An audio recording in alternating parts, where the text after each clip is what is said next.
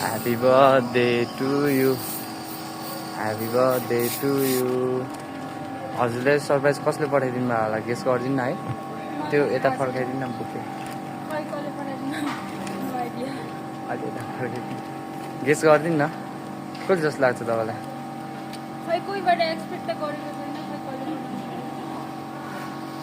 Guess गर्नु न, नमिल्छ कि यसो झटाएर हान्नु न।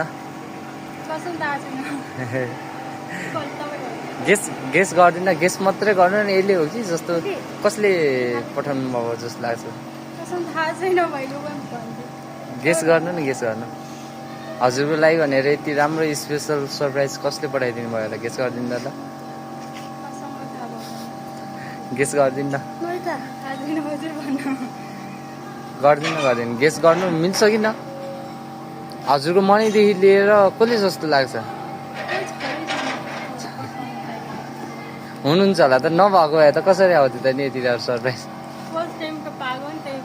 ए फर्स्ट टाइम हो हजुरको यो सरप्राइज। कसले जस्तो लाग्छ ल, गेस गरिदिनु पऱ्यो नि त हजुरले।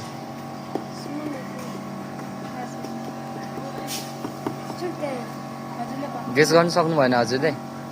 हाम्रो चाहिँ उहाँले गणेश सर हुनुहुन्छ, उहाँ चिन्नुभयो। कसले पठाइदिनु भएको चिन्नुभयो। को हुनुहुन्छ उहाँ। हजुर हजुरको हस्बेन्ड, उहाँले पठाइदिनु भयो। 100% हो नि उहाँले।